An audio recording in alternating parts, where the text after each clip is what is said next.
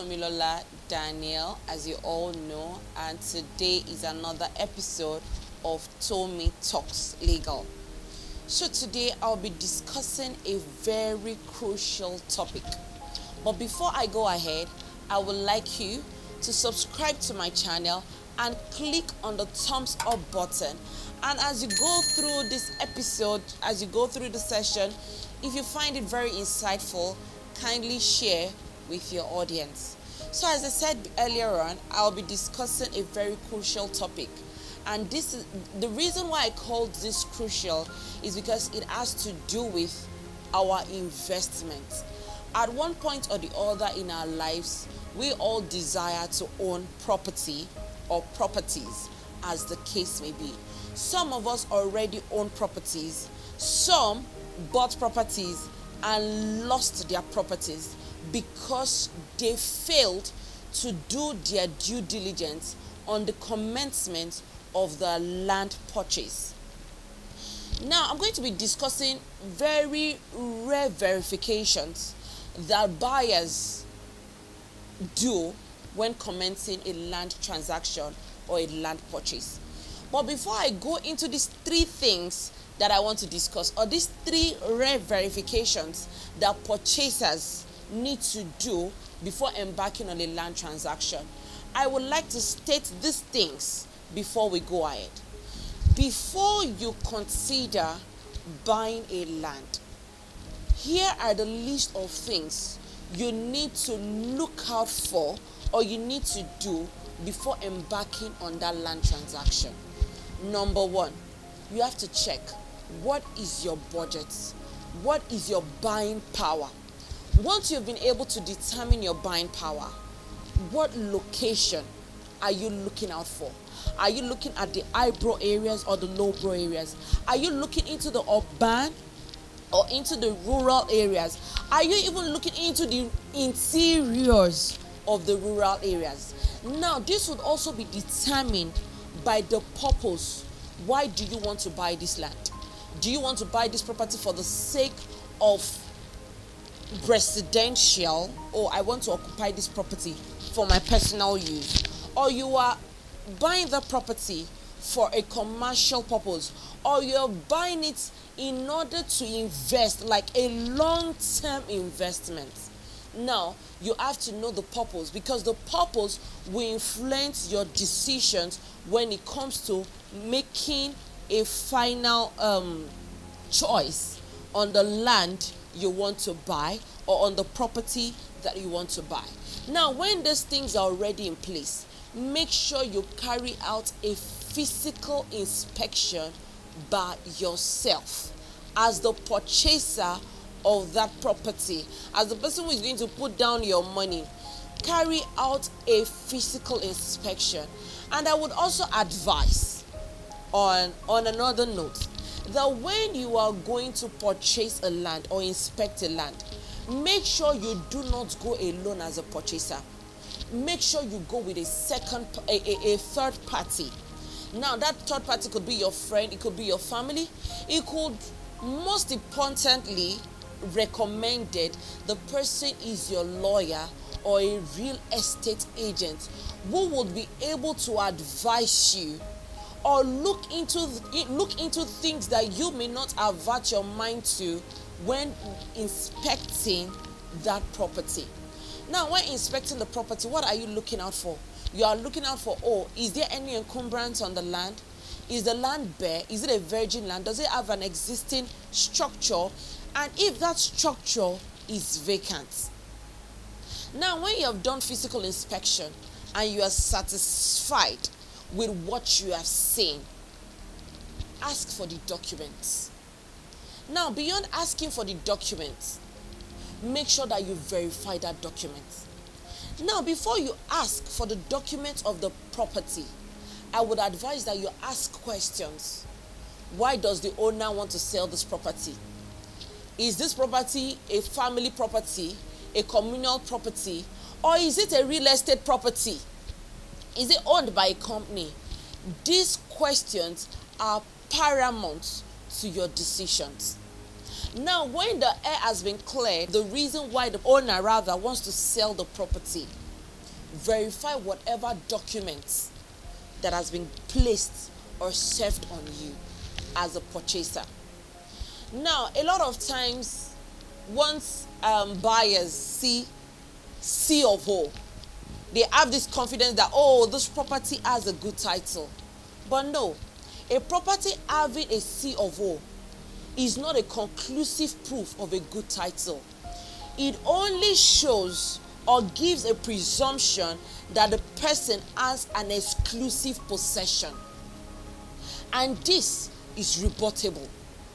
So if you see a document or if you get a property that has a C of O, don't conclude that it is a good title. Go ahead and make verifications. Now, when you need to make verifications, you need to secure the services of experts in that field. Don't say you want to do it yourself. Seek the services of experts in that field. Now, oftentimes during my how will I put it down? My year of experience, I've seen clients who will buy properties of 200 million naira, 500 million naira, and will find it difficult, to properly secure their investments. They are always looking for shortcut. They'll tell you, oh, lawyer, yes, I bought this property 500 million naira or 50 million naira. I used all the money in my account to buy the property. So please, can you help me, manage this and verify the title, or I'm saving this money to purchase the property. Use this little amount. They become careful when carrying out the verification of title. And I advise my clients, whenever you want to buy a property running into millions, your due diligence will determine how secured your investment is. And your due diligence does not start with you drafting a contract of sale of land agreement or a deed of assignment. Your due diligence starts from the very point you inspect the property. It starts from the very point you make your decisions to ask for the documents and verifying the title. Now, I know we all are familiar, or a lot of people are familiar with going to the land registry at Alausa and doing your verifications.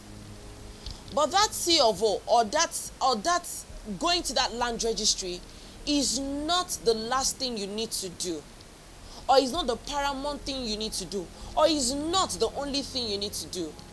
You also need to check these three rare things that I want to discuss. 1, what is the root of title? 2, is this property a subject of a loan transaction? Number 3, is this property a subject of a pending litigation? So for you not to have situations whereby an original owner or a legal owner will come from somewhere and tell you, this is my property, and is willing to proceed on a legal battle with you, please carry on your due diligence, whether a property has a C of O or not. Like I said before, C of O is not a conclusive proof of a good title. One of the rare things I also want you to check, or I would advise you to check when buying a property, ask, find out, is this property a subject of litigation? You see a lot of files at Alausa, whereby families are contesting properties and all. You want to be sure that you are not buying a land that is already a subject of disputes. Because definitely, if that land you've purchased or you are about to purchase is a subject of dispute, that means you've bought nothing at all. Or that means at the end of the day, you may have to buy again that property from the legal owner or from whomever the courts grant judgments for or in favor of. So do your due diligence when it comes to the pending litigation. Look at it. Is this property a subject of pending litigation? And this, of course, you will not find out at the land registry at Alausa. What else do you also need to find out? You have to also find out if that property has not been used as a collateral for a loan. When you have done these three things, these very rare three things, definitely the minute ones, going to the land registry, doing your search, verifying that, oh, this person is actually the owner. Sometimes the person will be the owner, but he has used it as it's already a collateral for a loan. How do you resolve that? How do you go about that? So when you want to buy a property, when you want to invest your money in properties or in real estate, ensure to carry on your due diligence. After you have done your due diligence and your due diligence comes out good, what is the next thing you need to do? Make your payments. Now, a lot of people will go ahead, or the seller tells you to make your purchase in cash. Never you pay for a property with cash. Make sure you use checks, bank drafts, or funds transfer, as the case may be. Make sure the payment for that land is documented. There is an evidence.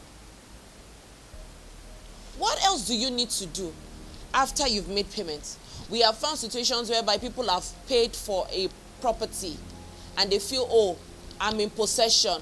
All documents, all legal documents transferring the land to me has been executed.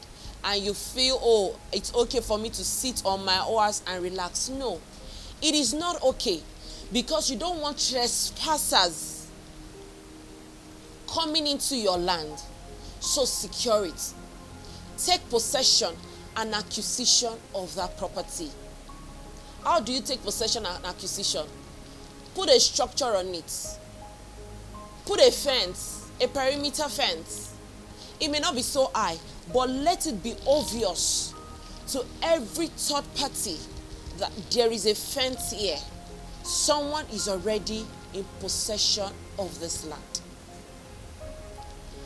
If you have found this useful, kindly subscribe to my YouTube channel, click on the thumbs up button, and share with your audience as I bring you another episode next week. Thank you.